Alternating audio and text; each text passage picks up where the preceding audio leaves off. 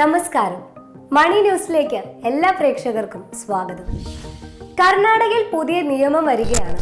സാധാരണക്കാർക്ക്, പ്രത്യേകിച്ച് സ്ത്രീകൾക്ക് ഏറെ ആശ്വാസം നൽകുന്നതാണ് മാർച്ച് 10-ന് കർണാടക നിയമസഭ പാസാക്കിയ പുതിയ ബിൽ. എന്താണ് ഈ പുതിയ നിയമം? ഇത് എങ്ങനെ സാധാരണ ജനങ്ങൾക്ക് ഗുണം ചെയ്യും? നമുക്കൊന്ന് വിശദമായി നോക്കാം. ചെറുകിട വായ്പാ സ്ഥാപനങ്ങളുടെ പ്രവർത്തനം നിയന്ത്രിക്കാനും ഇടപാടുകാരുടെ അവകാശങ്ങൾ സംരക്ഷിക്കാനുമാണ് ഈ നിയമം പ്രധാനമായും ലക്ഷ്യമിടുന്നത്. ബില്ലിൽ പറഞ്ഞിട്ടുള്ള പ്രധാന കാര്യങ്ങൾ എന്താണെന്ന് നമുക്കൊന്ന് നോക്കാം. ഇനി മുതൽ എല്ലാ മൈക്രോ ഫിനാൻസ് സ്ഥാപനങ്ങളും സർക്കാരിന് കീഴിൽ രജിസ്റ്റർ ചെയ്യണം. അമിത പലിശ ഈടാക്കുന്നത് കർശനമായി തടയും. പലിശ നിരക്കുകൾക്ക് സർക്കാർ പരിധി നിശ്ചയിക്കും. വായ്പാ കരാറുകൾ പ്രാദേശിക ഭാഷയിൽ ലഭ്യമാക്കണം. എല്ലാ നിബന്ധനകളും അതിൽ വ്യക്തമായി രേഖപ്പെടുത്തിയിരിക്കണം. വായ്പാ തിരിച്ചടവിന്റെ പേരിൽ ജനങ്ങളെ ബുദ്ധിമുട്ടിക്കുന്നതും നിയമവിരുദ്ധമാകും. നിയമം ലംഘിക്കുന്ന സ്ഥാപനങ്ങൾക്ക് കനത്ത പിഴ ചുമത്തും. ബില്ലിൽ മൈക്രോ ഫിനാൻസ് സ്ഥാപനങ്ങൾക്ക് ഒരു അപ്പീൽ അതോറിറ്റി രൂപീകരിക്കാനുള്ള വ്യവസ്ഥയുമുണ്ട്. സ്ഥാപനങ്ങൾക്ക് മേൽ ചുമത്തുന്ന പിഴകൾക്കെതിരെ ഈ അതോറിറ്റിയെ സമീപിക്കാം.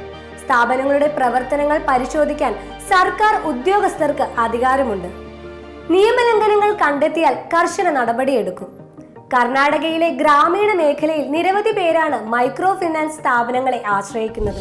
എന്നാൽ പലപ്പോഴും അമിത പലിശയും തിരിച്ചടവിലെ സമ്മർദ്ദവും കാരണം ആളുകൾക്ക് വലിയ സാമ്പത്തിക ബാധ്യതയുണ്ടാകാറുണ്ട്.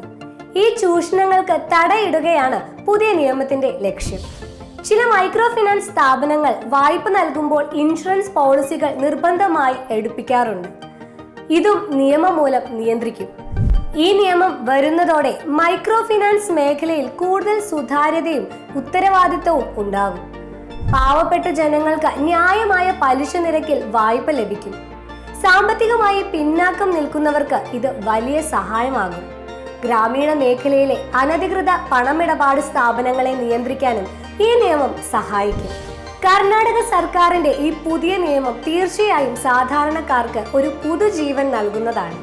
മൈക്രോ ഫിനാൻസ് മേഖലയിൽ ഒരുപാട് മാറ്റങ്ങൾക്ക് ഇത് വഴിയൊരുക്കും.